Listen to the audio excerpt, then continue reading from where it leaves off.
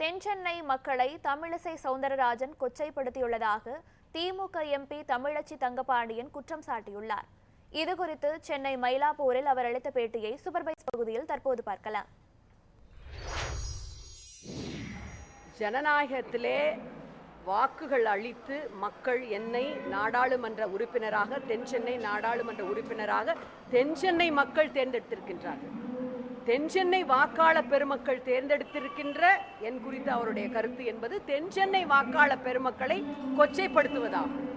எப்படி பொய்யாக அவர்கள் பரப்புகிறார்கள் என்பது மக்களுக்கு மிக நன்றாக தெரியும். அது பொய்யான பரப்புரை என்பதால் தான் பெருவாரியான வாக்கு வித்தியாசத்தில் 2,26,000 வாக்கு வித்தியாசத்தில் என்னை திராவிட முன்னேற்ற கழகத்தின் சார்பில் மாண்புமிகு முதலமைச்சர் அவருடைய வாழ்த்துக்களோடு ஆசையோடு தேர்ந்தெடுத்திருக்கின்றார்கள். வெள்ளத்தின் பொழுது இப்பொழுது சொல்பவர்கள் எல்லாம் வெள்ளத்தின் பொழுது எங்கே இருந்தார்கள், கடந்த 5 ஆண்டு காலத்தில் எங்கே இருந்தார்கள்? தொடர்ச்சியாக மக்கள் பணியிலே களத்திலே நாங்கள் நின்றிருக்கின்றோம். திராவிட முன்னேற்ற கழகம் நின்றிருக்கின்றது. எல்லா முறையும் இந்த தொகுதி மக்களுக்கான முதல் பிரையாரிட்டியாக அவர்களுடைய கோரிக்கைகளை நான் வந்தவுடனே அவர்களிடம் கள ஆய்வு செய்து இந்த பணிகளிலெல்லாம் கேட்டு அறிந்தது. இந்த ரயில்வே பணிகள் முடுக்கிவிடப்பட வேண்டும். ஏனென்றால் ஒன்றிய அரசிடம் பல முறை சென்ட் தாமஸ் மவுண்ட், வேளச்சேரி டு சென்ட் தாமஸ் மவுண்ட் கேட்டாச்சு, கிடப்புல கிடக்கு.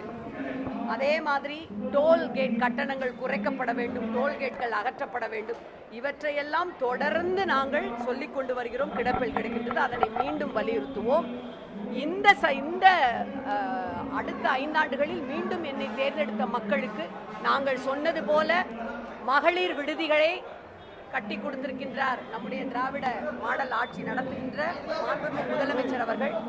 கவுன்சிலிங் சென்டர்ஸ், பெண்களுக்கான கவுன்சிலிங் சென்டர்ஸ் அமைக்கப்படும் என்று சொல்லியிருந்தேன். அது இந்த 5 ஆண்டுகளில் நிச்சயமாக தொகுதியிலே ஒரு 3 இடங்களில் அமைக்கப்படும். தொகுதி மக்களுக்கு என்று அலுவலகத்தில் எப்பொழுதும் என்னுடைய அலுவலகத்தில் 24/7 2 பெண்கள் ஒரு உதவியாளர் இருக்கின்றார். என்னுடைய அலுவலக கதவு எப்பொழுதும் திறந்தேதான் இருக்கும். அலுவலகத்திலும் சந்திப்பேன். எந்த சமயத்திலும் குறைகளை வந்து